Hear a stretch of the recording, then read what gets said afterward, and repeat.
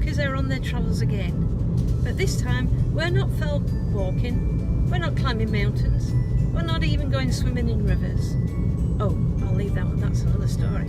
No, we're off to London this weekend. Join us and find out what we get up to.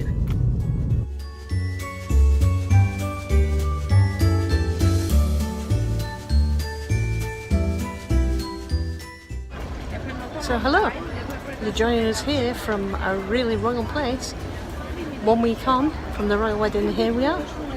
We are in... We're in Windsor. We're in Windsor. Sun's come out and we're at Windsor Castle. Something tells me we're a little bit late for the wedding, but we're going to take you around and see as much as we can.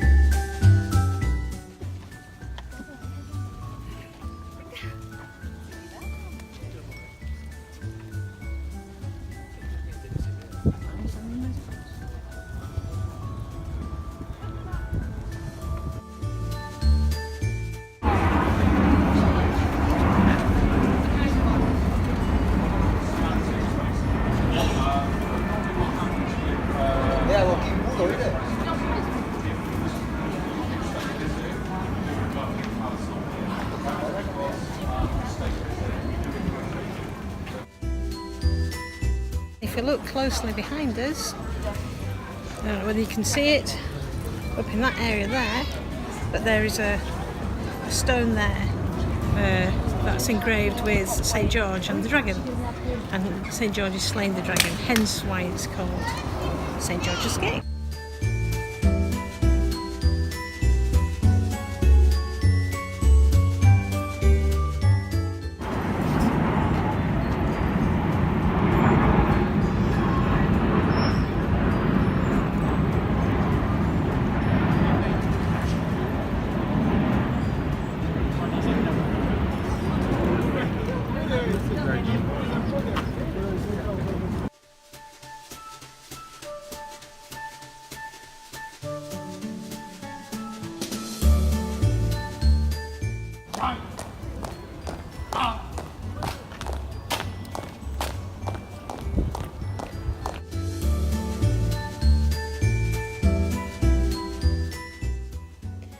The following images are all taken from the Windsor Castle official souvenir guide, as photographs were not allowed within the state apartments.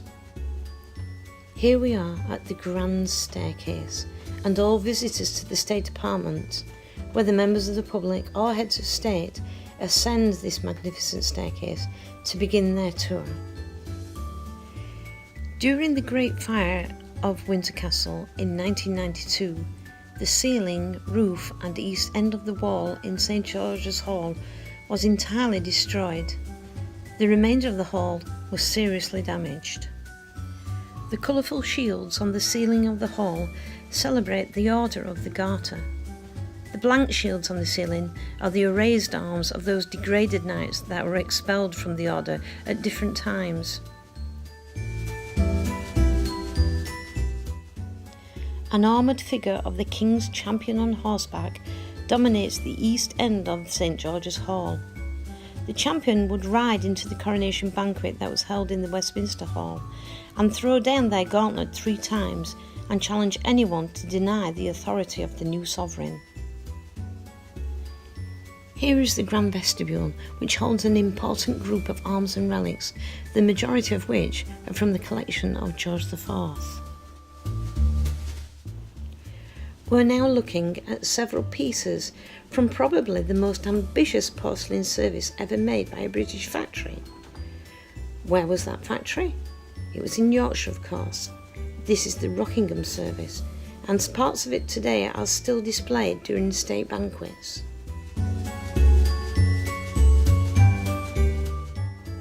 As we walked into the Waterloo Chamber, we were greeted by portraits on the wall of the very many victorious Allied monarchs, statesmen and commanders.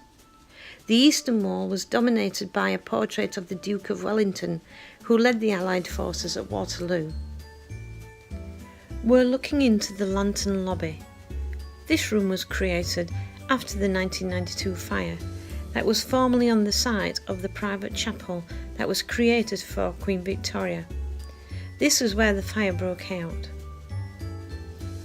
We're now looking at the actual armour of King Henry VIII. Notice how rotund the armour is. He wasn't a slim guy. The cannon that we're looking at the moment is an Indonesian cannon, and this gun was captured from the pirates of Borneo, Sir James Brooks Raja, in 1844. Always makes it interesting when pirates are involved. Wow.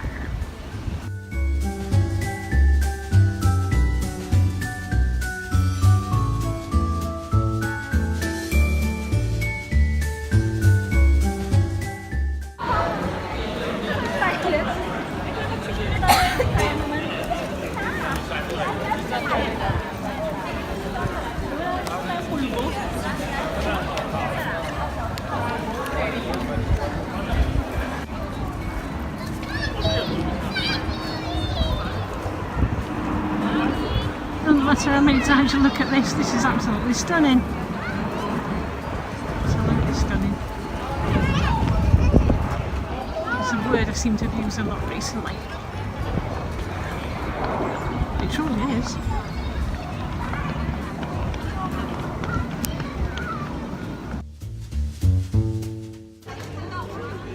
So that's it, we've completed our tour of Windsor Castle, and the only thing that we haven't done so far is go into the chapel, which we may do now if we can get in. It's been an extraordinary day, seeing so much history and learning so much more that, you know, we just didn't know. Every day is school day, and today has been a great learning lesson. It's been a fabulous day. Fabulous weather. And we've really enjoyed the day. And long live the Royals!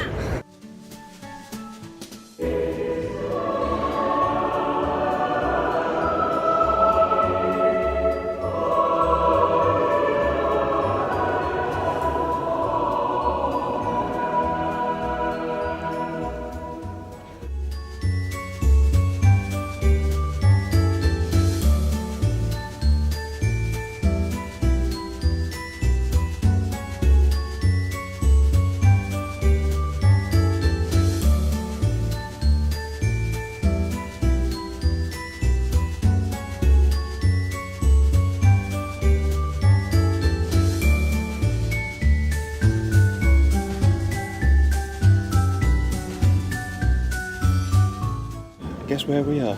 We're in Windsor, and a week ago today, guess who got married in this chapel that we're at?